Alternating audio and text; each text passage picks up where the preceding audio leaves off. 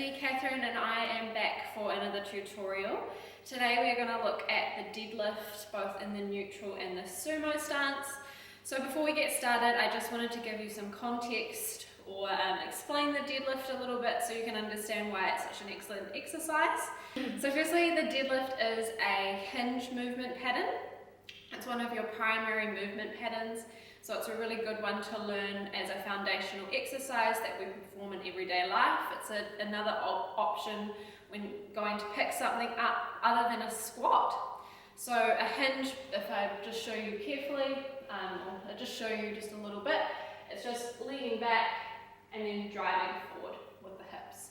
So the hinge is a really good exercise because it's using your whole posterior chain, meaning the back side of your body. But it also uses the muscles on your anterior chain, but it's known as a posterior chain exercise because of how much it uses all of your backs, so all of your back, all the way down, glutes, hamstrings, calves, everything is engaged, everything's going to light up and work. So a context or just a kind of pre-disclaimer with deadlifts is that it's a really technical exercise. It's, for me, the most technical exercise for your compound lifts. If you're looking at like military press, chest press, squat, deadlift, over the time that I've coached and trained people, I've found it to be the most technically demanding exercise of those, kind of bread and butter exercises. So it's something that you want to take your time with, and especially if you've never done a hinge, don't rush to progress this into heavy weights. Take your time, make sure you're doing it with great body awareness. Obviously it doesn't have to be perfect to continue climbing those ladders, but you do want to make sure that you're understanding some foundational technique. And if you're not sure if you're able to do it, you do need to go and seek some guidance. Otherwise you can put yourself at risk of injury, and that is speaking from personal experience. So yeah, it's a high risk but high reward exercise. You're going to use a lot of muscles, you're going to use a lot of power in order to do this exercise, so it's awesome to be doing in your weekly routine, but it's just one that you want to take the time and make sure you understand the technique. So that's why we're going to go into this nice long tutorial to understand it a little better. Yeah, so I guess there's another little disclaimer is your lower back can be injured doing this exercise, so that's why it's really important that as we talk about this tutorial, we're going to talk about bracing and core and how it all kind of relates and how you need to hold your body. But yeah, that's my warning. Do these exercises with care and caution. And aside from that, let's get into it. I'm going to bring my assistant Bianca in. I keep doing that. And Bianca's also a trainer. She's awesome, and she's going to be my person that I show you these techniques on, and hopefully we can give you a good example of how to deadlift. Let's get into it. Alright, we got the stick, okay?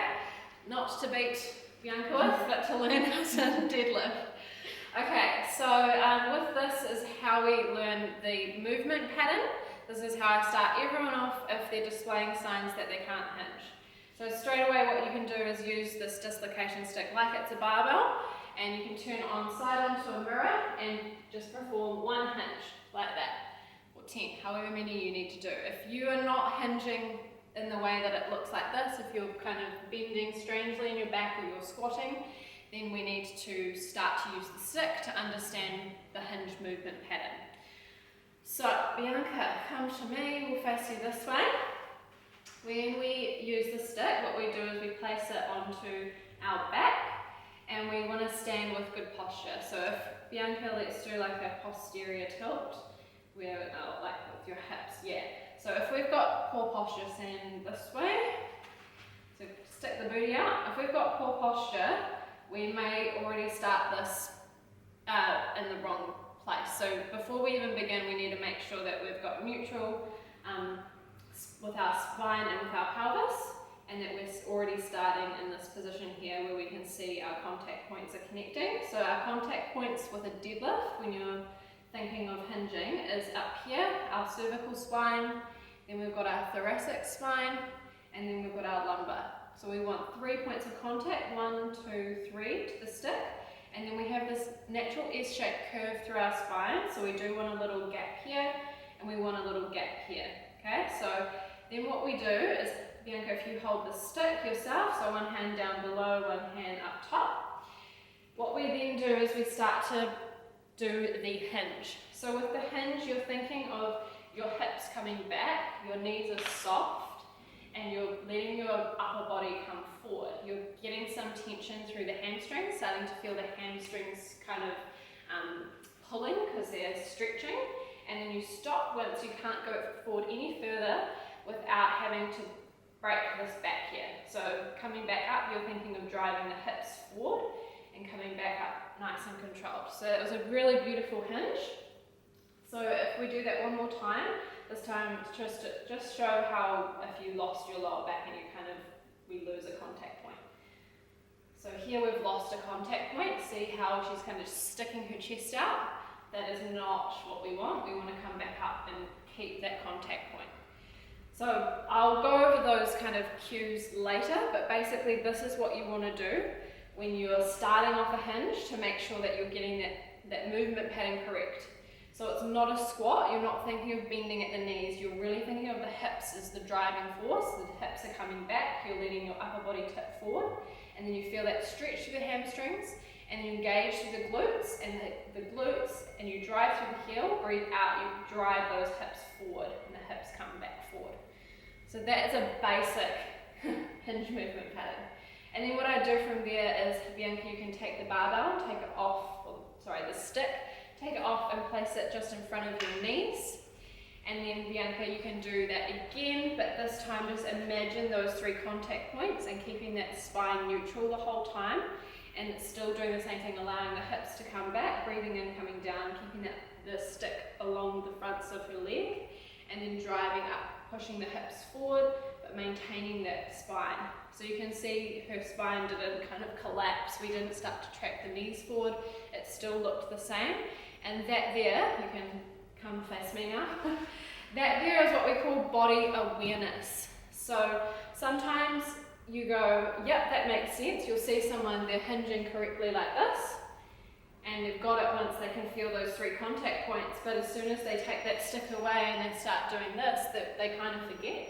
And that's a loss of body awareness. You're not aware of what your body's doing. So this is where you need either a coach, a video, or you need the mirror, and you need to watch to make sure that your hinges look the same with this and with this. Once you've got that awareness, then you can move on to using weight. Okay, let's move on to the next segment.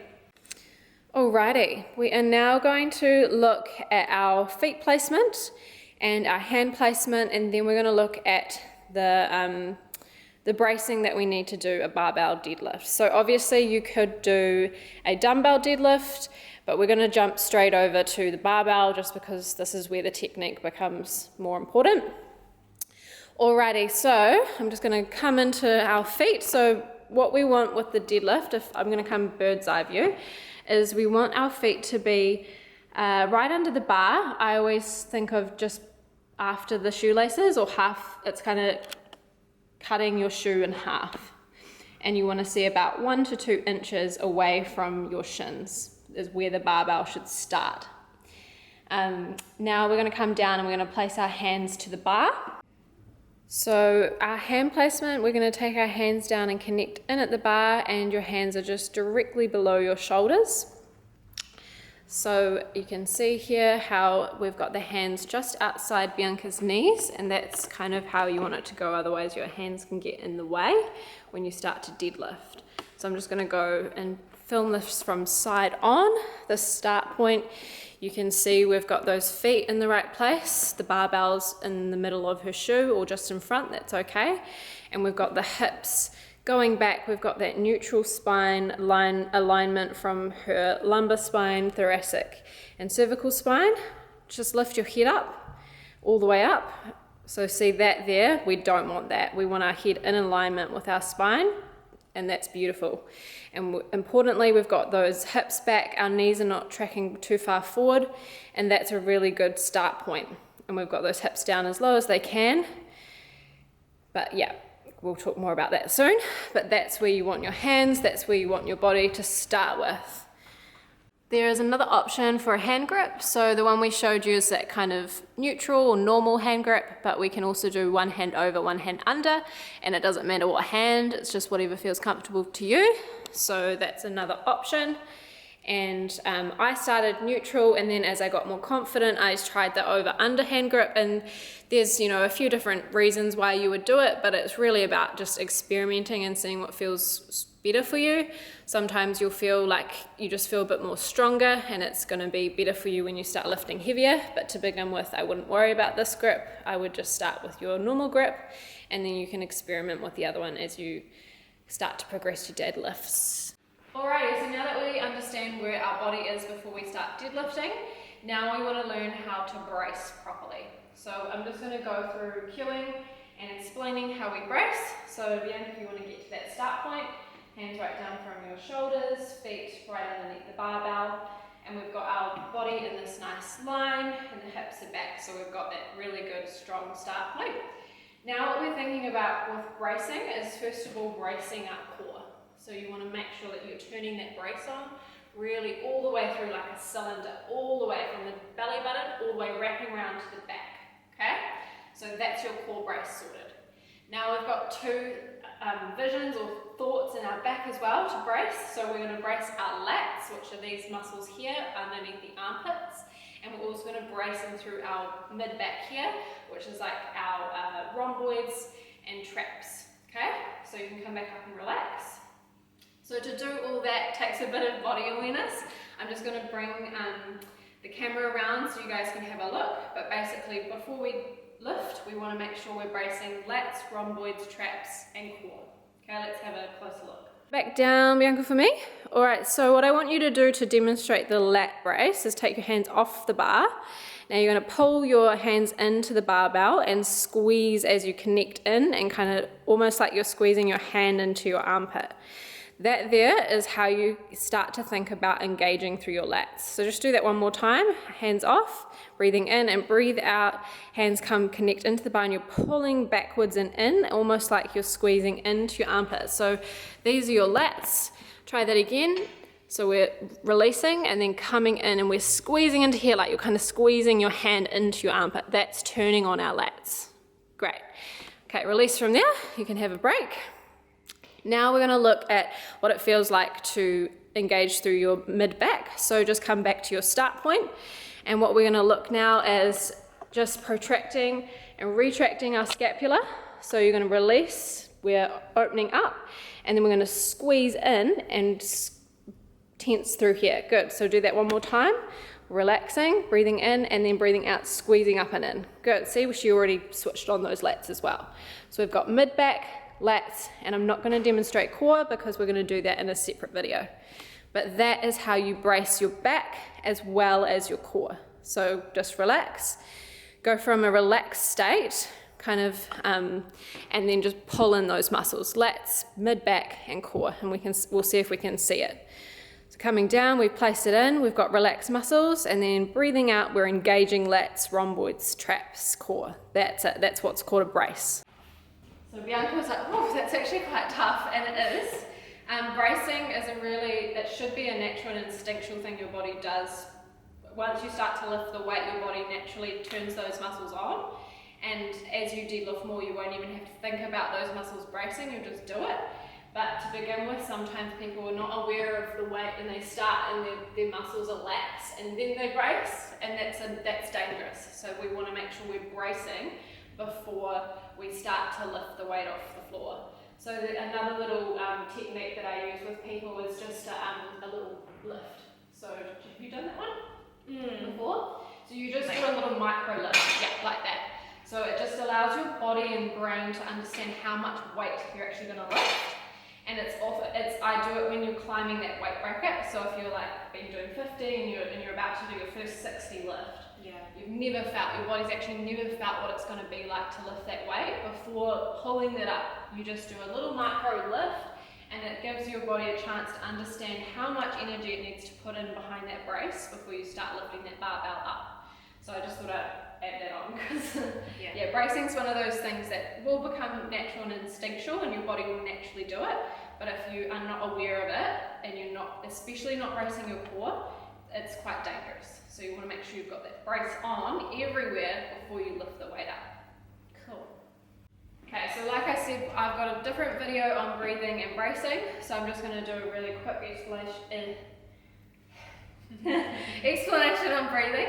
So basically, when we're down at the bottom, you're bracing, you want to hold that breath and kind of get ready with a big breath in, then breathe out as you're coming up, breathe in coming back down.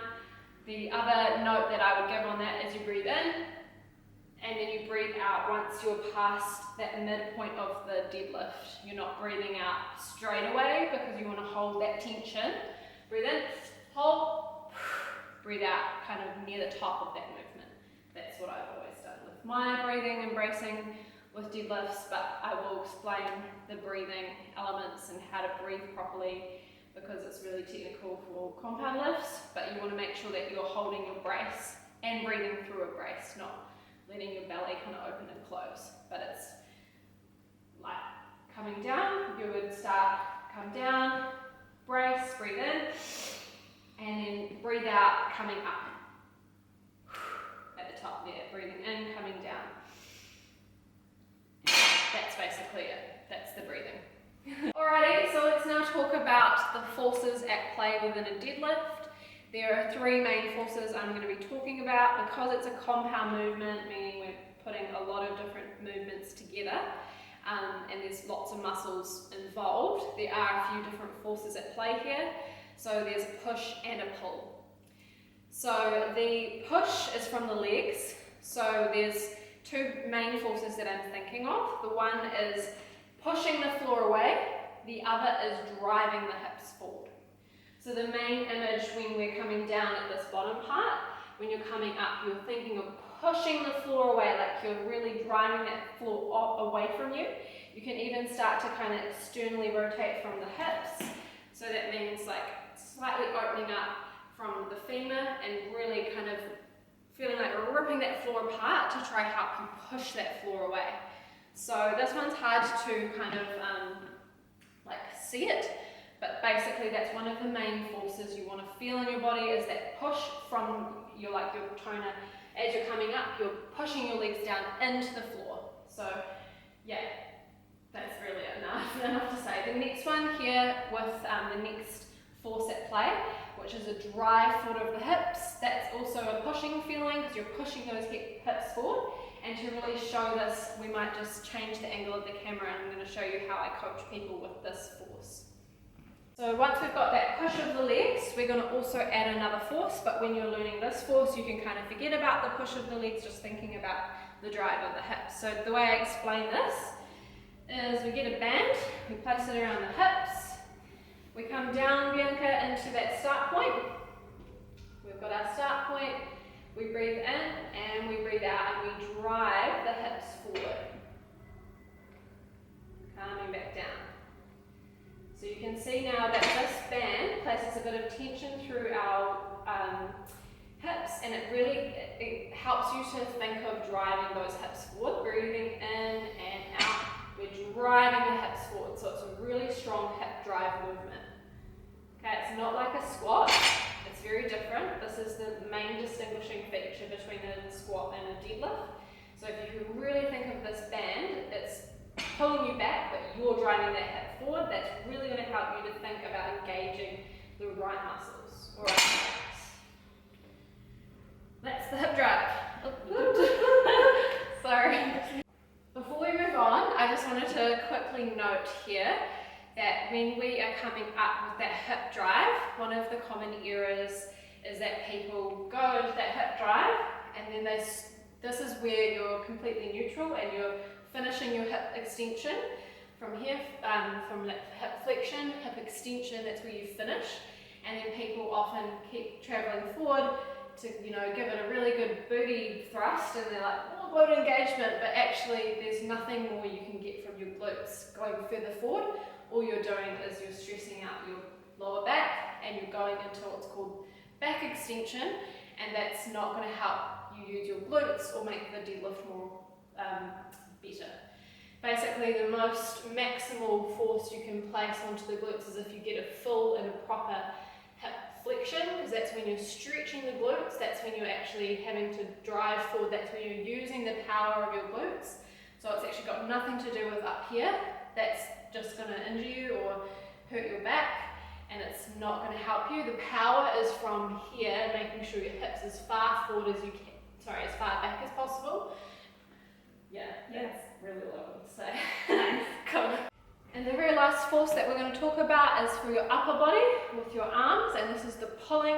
So it's this feeling of if we come down, the hands here and the back here, you're thinking of like a kind of like a bent over row where you're pulling those arms up and maintaining a really strong upper back. So we'll come back down again, and as we're coming up, what we're thinking of is keeping this nice and firm, so you're pulling the weight up, the weight's not pulling you down.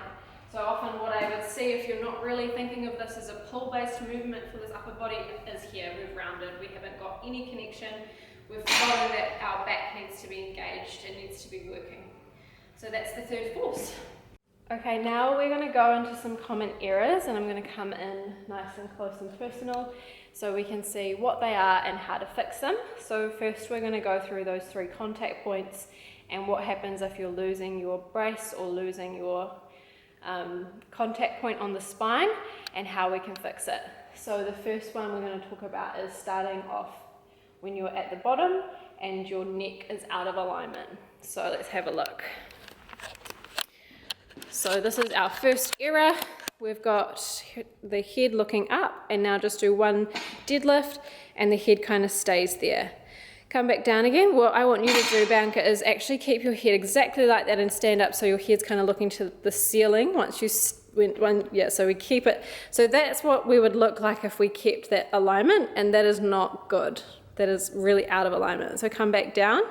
You want to think of that contact point, so what you need to do is get that stick imagery in your body and make sure we keep 1, 2, 3 contact points, and we do that again, breathing out, coming up, driving forward. That's the first error that we want to fix up. Just a reason why we often do that one is because we often naturally, our eyes seek to be on the horizon. So as you can see, Bianca's looking straight out in front of her, which is really normal. We always want to, as humans, look for the horizon, but in a deadlift, you actually need to take your gaze down, and you need to be a bit more robotic. That's how I've coached people in the past to correct this, is think like you're a robot and think like you've got that kind of kebab stick through your spine, and that you're staying in alignment, that you're not allowing your head to stay strained and lifted. Our next common error is losing our second contact point and also not bracing the mid-back, so they come together. So we can see how we've started, we've got this kind of rounded, I'll just come in. We haven't engaged our rhomboids and our traps, so we've got this rounded look here. See how our shoulders are sloping down? So that's another really common error. And what we need to do is we need to remember to brace. So just, you don't have to do a deadlift like that because it's really ugly and terrible for you. But so we need to get that brace working. See how we've changed the shape of her mid-back here, and now we can actually do a deadlift properly. Now just show me coming down but slumping your shoulders.